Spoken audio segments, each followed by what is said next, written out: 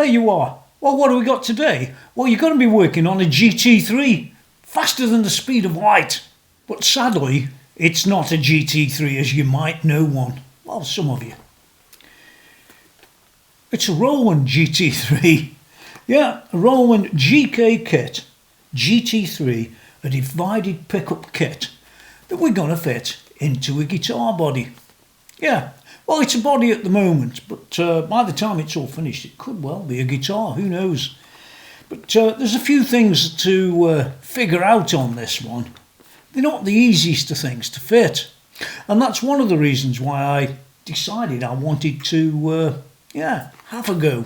In any case, this thing's all about hacking away at a guitar, one way or another. And I happen to have a body that I bought and screwed up, sadly, in a big way. And I could never fix it. So it looks bad, but it's meant to look bad. So don't worry about how it looks for now. When it's all finished, it might look a bit nicer. But more about this. Let's get down and take a look at the body that we're going to fit this or crowbar it into. It's a strat style body. And it's a rear root, which is what I like, makes things easier. Well, it does for this one. But you could actually sort of follow what I do and fit the GK kit, GT3, to a standard strat. Now then, on one side it does look quite nice. Well, it looks reasonable from where I am. It might look good from where you are, but it's far from good. And the other side's, well, it's in a bad way.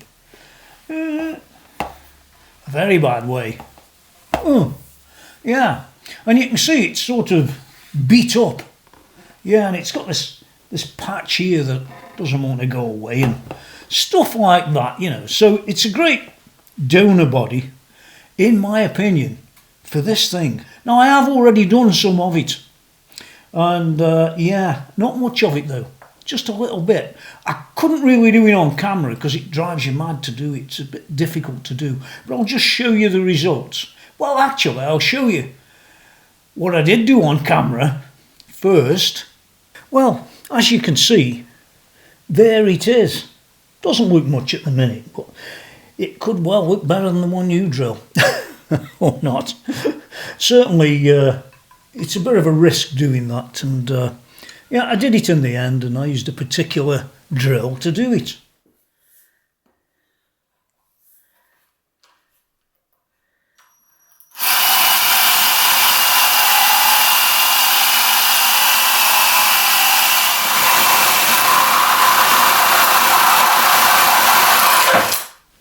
Yeah, if I remember right, I think it was about a 20mm or something like that.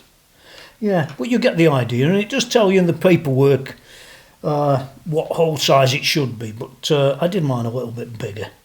Yeah, not so easy. So that hole there sort of comes through into this back section, and it's good for me that it is a back section and that I can sort of just drill through into that. Yeah, all very good. That's one of the reasons why this is quite a useful body for doing this sort of work. So where from here? That's a great question. Okay, well, I do want to show you these little bits. We've got a switch. We've got a side plate here. You can see that.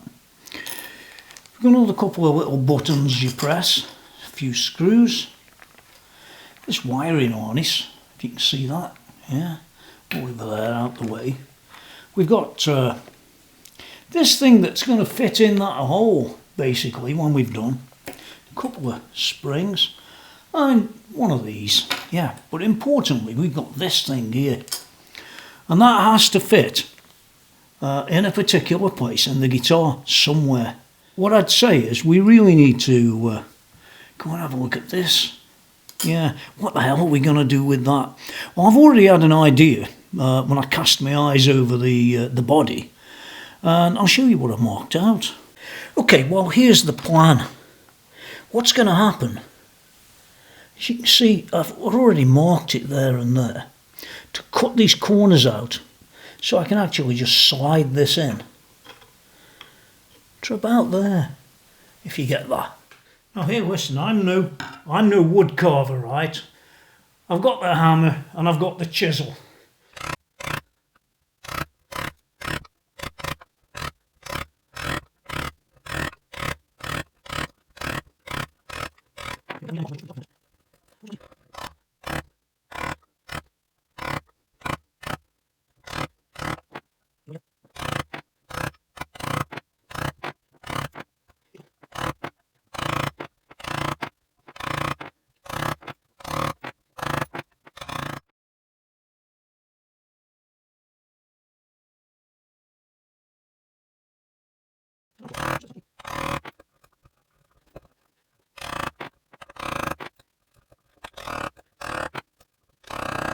You can see where I'm going to go and fit this this board, where I hacked out a little piece.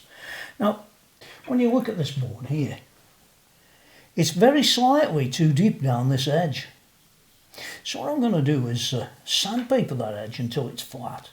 And the same with this one, just to remove a tiny amount.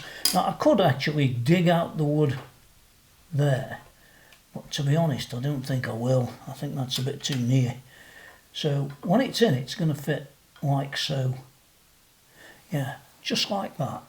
Now then, if you've never done anything like this before, it could be a bit of a frightener. Well, it doesn't bother me so much because, to be honest, I was at a bit of a loss of what to do with this body. And then, of course, we've got this thing here, haven't we? This 13 pin, what you may call it. That's what I'd call it. Yeah, and it's sort of got to go in through here, through this hole on the side. You can tell I haven't practiced this, can't you? Yeah, it's got to go in through that hole on the side, which I think's got to have a bit of work done to it. Let's have a quick look what we've got. Yeah, that's going to have to be sort of just chugged out a little bit, so you can just nearly fit, but not quite. So what I might do, I think I might just get the Dremel. Yeah, because I've got to do it on the side, I might as well put a little tiny groove in there too. So we can get this fitting nice. We can get that fitting nice. And then we can get on with fitting the rest of the bits and pieces. And I don't really think, once you've got it out the way, that it's going to be that difficult. It doesn't look very good at the minute, but trust me on this, when it's all had its thing done, it's meant to look a bit rough, like me, you know. So, what I'm going to go and do is I'm going to go and get the Dremel, do a little bit more work on this, yeah, so I can get these parts ultimately fitted. Oh, one last thing. You're subscribed, aren't you? You know, one of them guys that just comes wandering along, has a quick look and leaves? Oh, surely not.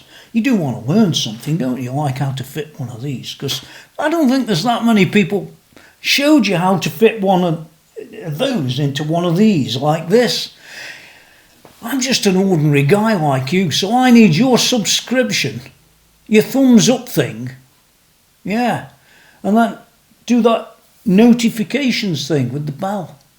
And next time I make a video, which could be very different than this one, I don't make many like this one, yeah, you're going to know about it.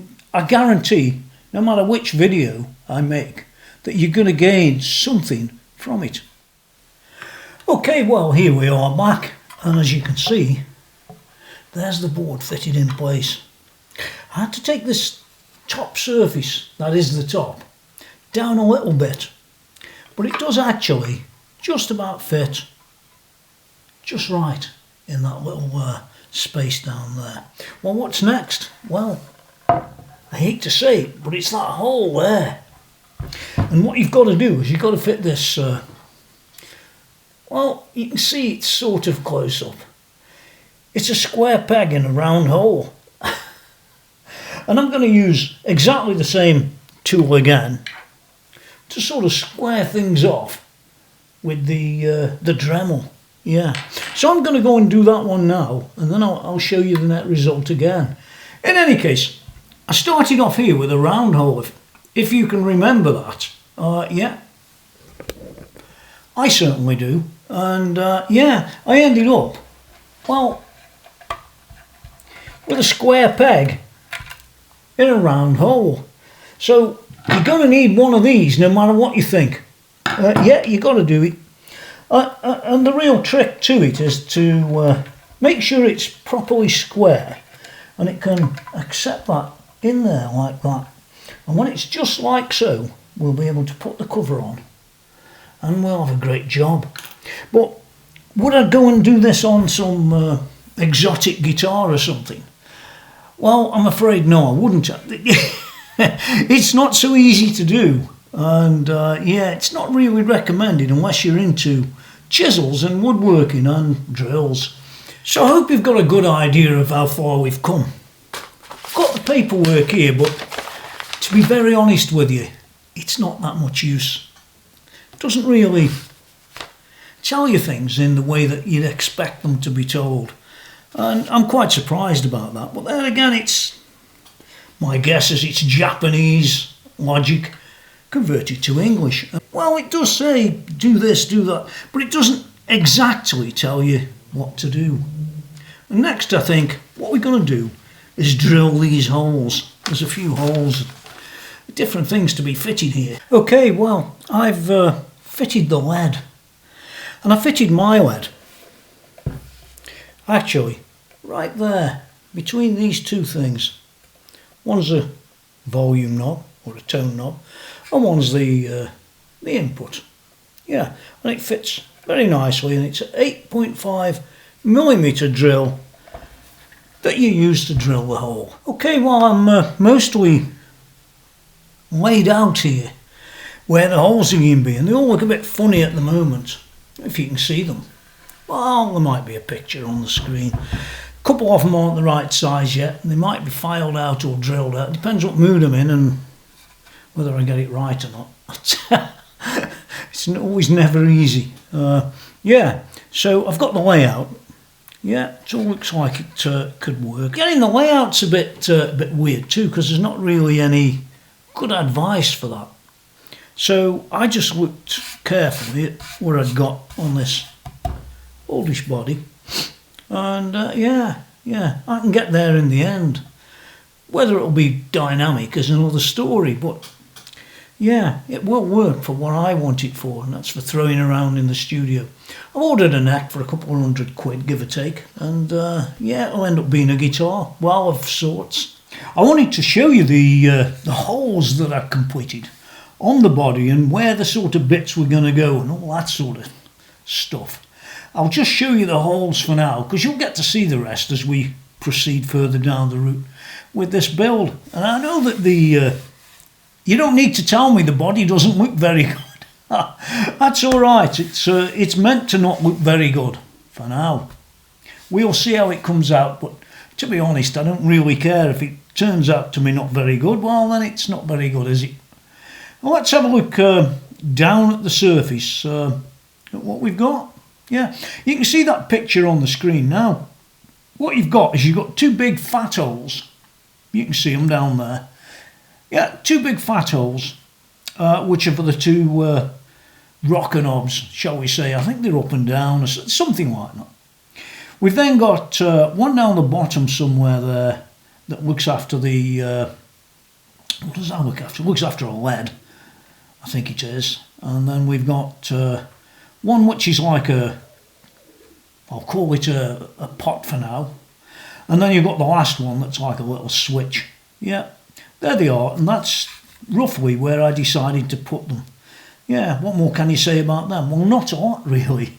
They are what they are, and you can go and put yours where you want to. Yeah, don't let anybody tell you you can't do that, because, well, you can do anything you want if it's yours. Well, here it is. This is what we're going to talk about today, and this is a component that I bought somewhere during the COVID thing going on, 2020 something, and I bought it for a strat body.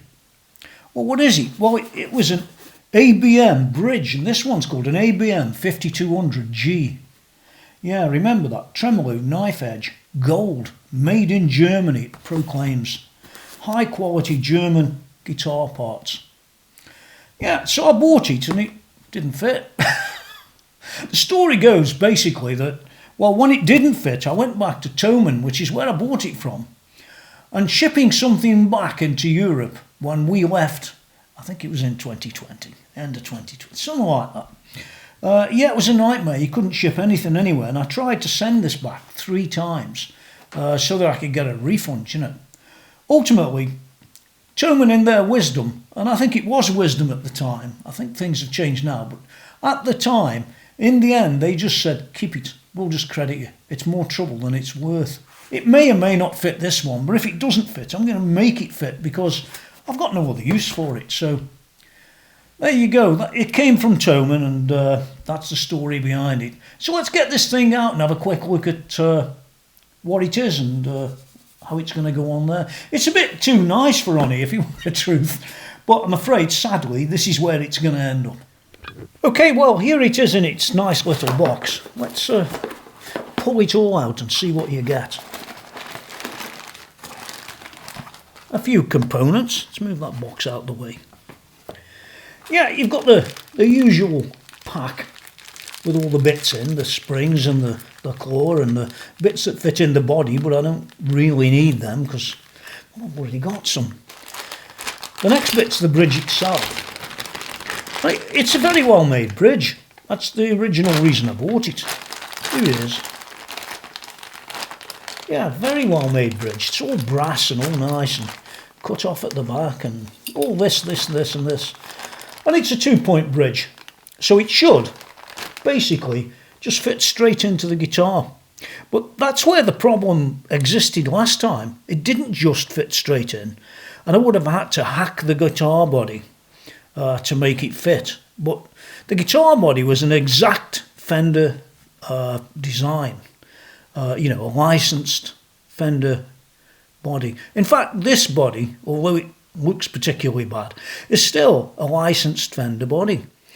Okay, well, these are the 2 screws that I was mentioning just a few seconds ago, and these are actually gold top screws, and the truth is they do actually fit the standard Fender thing. Yeah, as they should. Now, I don't want to screw them in too far. I want to have a look at this bridge. Well, there you go, and sadly that's as far as that will screw in, because the back edge of the block hits on the body. So effectively what you'd have to do is to cut away part of the body to make this fit and so it can move. And you can see that it's bound solid. It doesn't move. There's little you can do about that except to start gouging away at the back of the body. Okay, well, here we are, taking a closer look at the bridge. I've removed it off the guitar, and you can see there's the hole where it's got to go. And the truth is that this back edge here is going to have to be cut back to allow this bridge to fit in properly, because this is what it catches on with this back piece here. It's not rocket science to do, but of course if you've got your £3,000 guitar or even your £1,000 guitar or $1,500 guitar, I doubt you'd want to start hacking away at it. So what I'm going to do is take off about 1/8 of an inch from the back of that, and then fit the bridge. And yeah, I'm pretty sure it's going to work when I do that. Now, how good the bridge will be, it ought to be good, because it was an equivalent to, I think, of about 200 and something odd euros. So it's not a cheap product. Okay, well, what I've done is exactly what I said, and that's trimmed off that back edge. And if you have a look at the photograph that's on the screen, I did that with a simple Dremel tool, and it was like a small sanding wheel, and it was quite easy to do. But of course I have modified the guitar in such a way that, well, it's not a Fender Strat standard any longer, is it? It's something else. That's okay for me, but it may or may not be okay for you.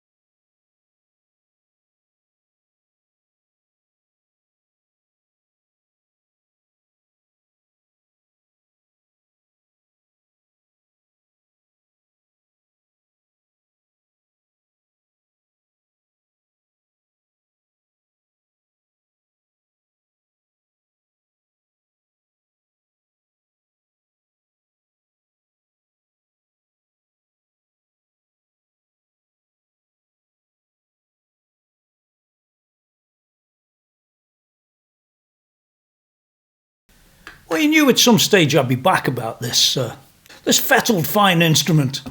We'll call it that, or not. But here it is, actually completed, sitting on a stand. It's been sort of drying off for months on end. It used to be a horrible greeny colour, which you've probably seen in this video so far, or not. It is what it is. And yeah, there it is, finished. The Fender Stratocaster, I'll call it that. That's got the GK-3 kit installed. Remember, kit, not just the thing on the outside that you see. And yeah, it's been a bit of a nightmare. It wasn't completed on camera. I have to say, it became harder and harder the further you went. And I did want to include some innovation with it. But it turns out, ultimately, that I didn't need to. And I'm going to explain that to you. But you know what? It gets the power from the device, or it can. And this one certainly does get the power from the device, and it comes in on the MIDI port down under there. Yeah, well, I say MIDI port, it's a GK connector. We'll call it a MIDI port. Why not? Call it what you want. So I didn't actually need to get any power going. But I had this brainwave. I'm like that. I had the one brainwave, and the one brainwave said to me, "Hey Tony, you should be able to power that from a battery," which I thought I could. Well, I probably could, but I'm not going to because it wasn't necessary. But I still carried on down the route of making this guitar have power when it's not plugged into MIDI. Well, why would you do that? Well, you might have a boost board in there for the guitar side of things. You might have pickups that require power for the guitar side of things. You might have, well, 1001 other uses of having power on the guitar. You see that backing plate? Well, it's not actually a backing plate. It's a battery, and the battery wires come off that and run off inside the guitar, where you can connect them up to different things. Yeah, that's a plan. Now that battery is designed really for a Fishman, or the Fishman pickups, the Fluence pickups. But I haven't got Fluence pickups in this guitar. I've got pretty standard pickups. Well, almost standard. There were 3 selections, and I've already covered that in the video. But ultimately, I thought to myself, well, okay, I'll put that in just because I can. There was a spare one. And I can use it if I get any more mods, or if I want to put a different type of pickup in, and that sort of thing. So do understand that that actually can make you do a lot more stuff with your guitar.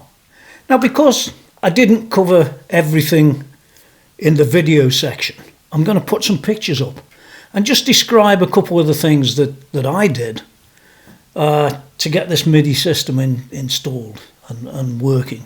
Because it isn't as easy as people suggest. And the actual paperwork that comes from Roland Boss, you might as well fold the corners and see if it flies to the dustbin. And trust me, it should. It was a nightmare. Absolute nightmare. So I've got my trusty camera here. It's got a few images in it that I'm going to show you on screen and talk about of what the problems were and so on and so forth. That seems like a plan. Anybody who's trying to install this GK3 kit, trust me, it's not so easy. And on a Strat, well, you might tell me it's easy, but I don't believe you. I've been there and done that. So let's carry on as I mean to proceed. Now, this first picture, yeah, basically it was sort of semi-wired in by then. I had a lot of problems figuring out the wiring off the diagram. I have to say, it was a real pain. Well, having said that, ultimately it did work. You can see there, it's nothing to shout about. And what a mess. Nothing helps you when you're doing it. On the input side, it was rambling on in the diagram all about having a power switch, you know, for the battery, so to speak. And it kept on about all this stuff. And ultimately, I figured out that I didn't need it. But if you were going to wire in some battery, or some crazy idea. Those are the 3 wires that I figured out in the end I needed. But needless to say, I didn't need them, and I didn't need to spend the £20 on the connector that switched 2 sets of things rather than one on the input for the guitar. Yeah, total waste of time. This image, yeah, I've been soldering in the wires and the stuff for the pickups, basically. That's what I was working on at that time. You can see it's a bit of a pain in the neck, but it works. I'd got the tremolo in place, and that fitted okay, but I had to do a bit of work on that, which I think I showed you earlier in the video, or not. This video has been coming together a very long time. Those are the controls that I had settled with in the end, and they're on the guitar today. These are the pickups in place with the black covers. I think they look quite nice on a white Strat. That image shows you the sort of GK wiring to the I/O port that comes with the board, basically. You'll notice on this shot, I'm showing you the hole that I had to create to put the wires through into the back of the guitar. Now, you might not have a rear root job, but if you do, you're going to need a sizable hole to get them wires through. Here's a better shot of the MIDI pickup, actually installed and adjusted. Onto the back plates, you know, for the battery. There it is. It's quite a useful unit, is that. And anybody who doesn't know about them, well, there you go. You can actually, if you look at the back of that back plate, you can see where it can be recharged and all the rest of it. And there's another shot of the inside of the back plate with the battery in it, number 94. It's all good. All very good, that is. And you could use it for so many things. And that, my friends, covers the sort of build. But I couldn't really spend... The video would have been 10 hours long if I'd sat there doing all that. So I thought, well, okay, I'll take pictures of the rest of it, and you can see the net results. Okay, well, it looks like an ordinary Strat. Well, it should do. It's got its 3 pickups, those 50s there and this newer one here. But these 2 buttons here are used for up on the MIDI and down on the MIDI. We've got a sort of MIDI sort of volume there. We've got the regular volume for the guitar on the 2 tones. There they are.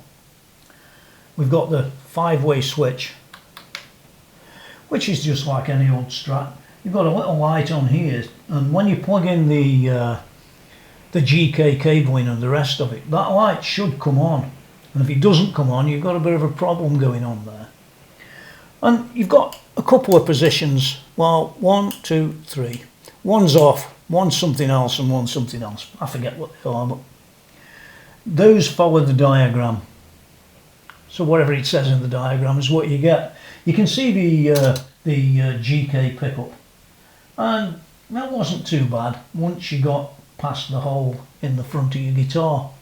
Now, this video has been a long time in the coming. I have to agree with you. I mean, even after I'd sprayed the body, it took 4 to 6 weeks to dry properly. And I don't mean a little dry, I mean dry properly as it should be.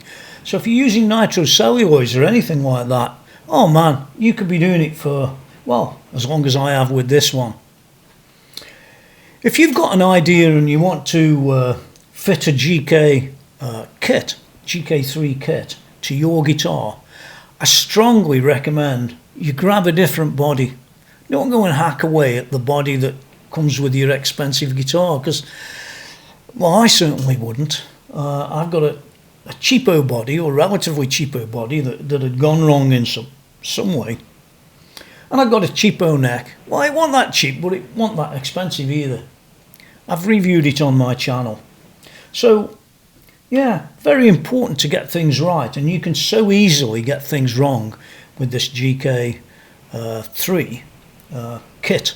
But what I tried to do was to create a guitar that sounds really good as a guitar, and have the GK component sound really good as the GK component will. Yeah. And when you've got the two, well, that's good. Yeah, it's very good. Well, what are the likes and dislikes about this darn GK3 kit? Well, the first like is that when you eventually get there and you plug it in, it works. If you're good. Or you're not good. It may never work. You might end up going to a professional and getting him do it. I can just tell you that it's not easy to do. Well, what are the other likes? Well, I can take a body like this that was not really very good at all. It had lots of problems. And I can turn it into a guitar that looks like this. Yeah, I learned a lot about spraying nitro. There it is. A nice Olympic white, just like Jimmy had. Pity I haven't got the talent, but don't worry, you probably haven't got his talent either.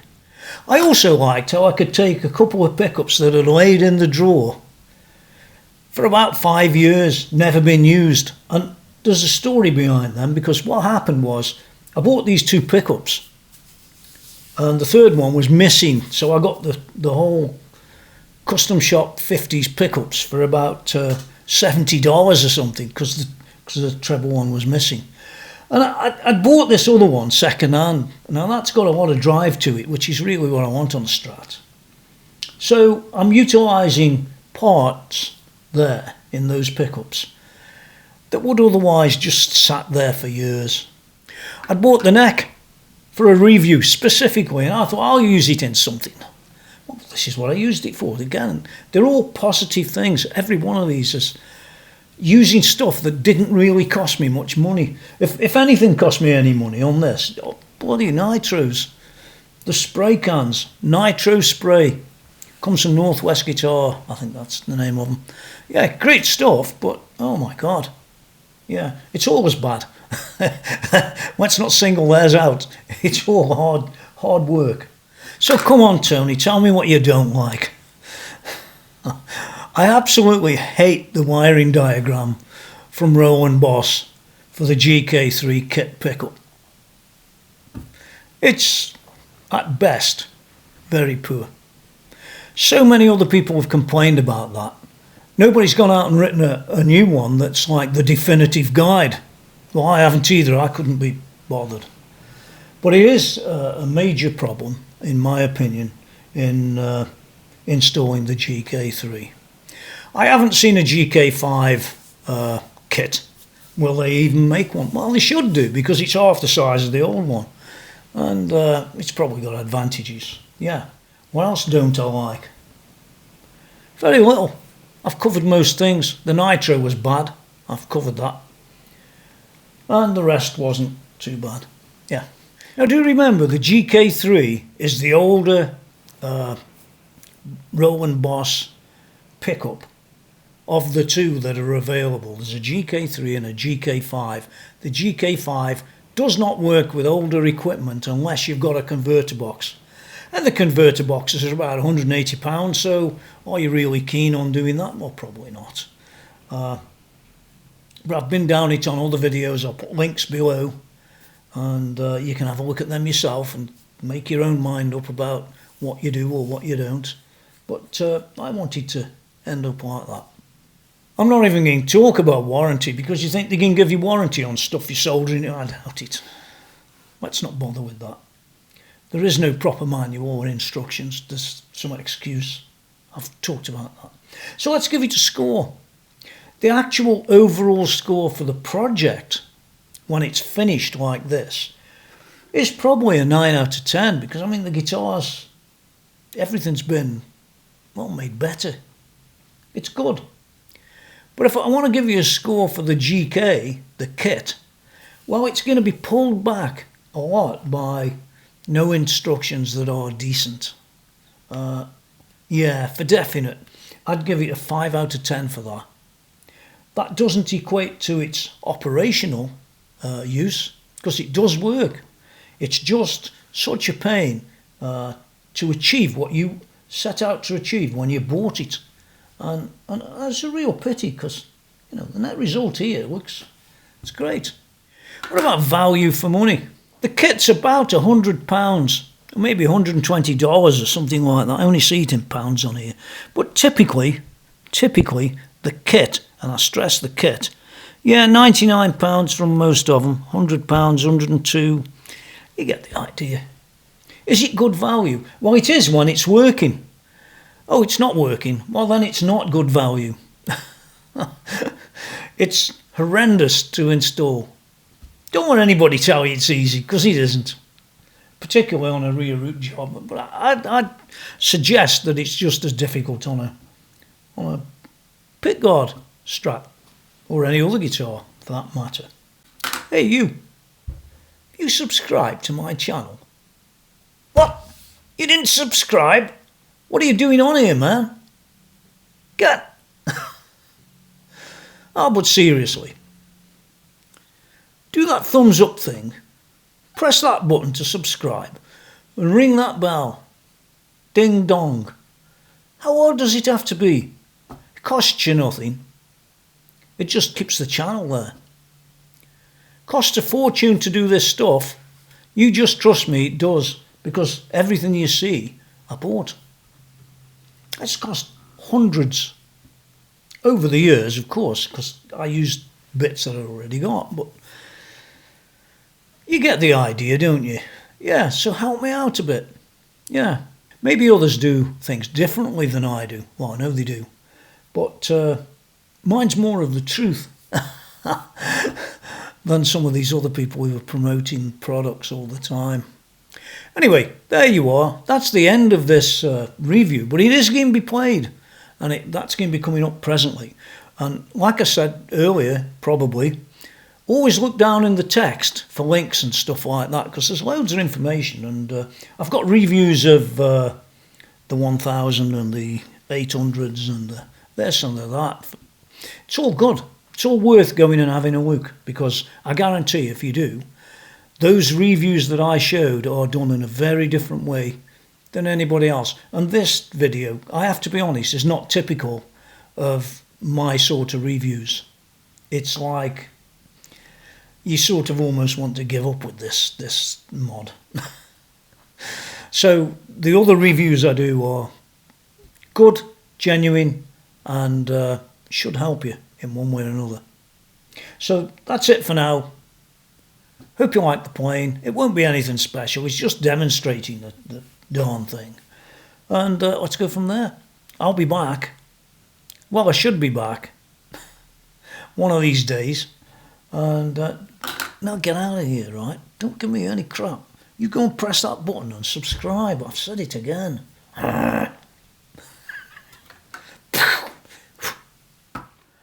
Okay, well, here we are with the guitar. And I just wanted to show you the way I'd laid it out myself. What you've got first of all is this small knob, well, switch. What you've got first of all is this switch down here. And that's currently set up for the MIDI mode only. If you put it in the middle, you get MIDI mode and guitar. And if you put it this way, you get just guitar. So that makes sense. I thought it would be good there. I've got a little LED down at the bottom, which you can probably see is lit. You can see that because I'm all plugged in. And I've got a sort of volume control for the MIDI. I can turn things off. Yeah, all good. I've also got, if you look up here, and at these two buttons here, let's move that out of the way. This is an up and that's a down. So if you watch the screen on the SY1000, you'll see it's changing.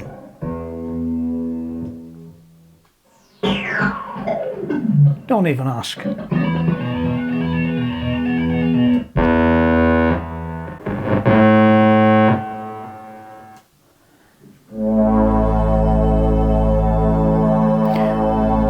course I can turn it down so we can match them up.